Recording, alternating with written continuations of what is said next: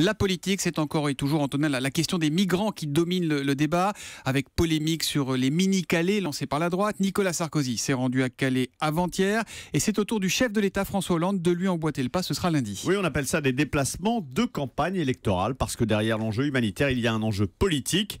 Que va faire François Hollande à Calais? Il va riposter à Nicolas Sarkozy, comme il le fera à chaque fois qu'il estimera que son adversaire va trop loin.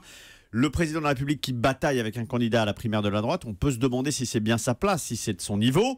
Réponse de son staff, Barack Obama intervient bien dans la campagne présidentielle aux États-Unis pour dénoncer les outrances de Donald Trump. Alors, pourquoi se priver en France? Du côté de François Hollande, la réalité, c'est que François Hollande, lui, est en campagne pour un nouveau mandat, ce qui n'est pas tout à fait le cas de Barack Obama.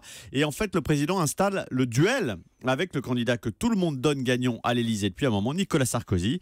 Un pronostic autant qu'un souhait, puisqu'il est considéré par François Hollande, à tort ou à raison, comme beaucoup moins compliqué à battre qu'Alain Juppé. Après, on peut dire qu'il est dommage pour les uns et pour les autres d'attendre la campagne électorale pour aller voir ce qui se passe à Calais depuis des années. Alors, on comprend la stratégie de François Hollande vis-à-vis de Nicolas Sarkozy, mais sur le fond, quelle riposte, Antonin? Comment régler la question des migrants? C'est ça le problème posé à François Hollande. L'accueil, toujours l'accueil, promouvoir l'accueil face à la peur agitée par la droite sur les mini-Calais, les pétitions d'élus réfractaires. François Hollande va assumer la politique d'accueil envers ceux qui sont éligibles au droit d'asile.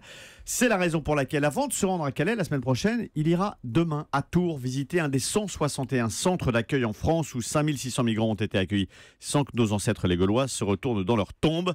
François Hollande, vous l'avez compris, va s'appuyer sur ces questions des migrants pour cliver le débat politique. Il va nommer la France de la peur, du repli, de l'affrontement que Nicolas Sarkozy dessine dans cette campagne et lui opposer son idée de la France solidaire et humaniste. On est dans le prolongement du discours de Wagram et de la dénonciation de l'état d'exception.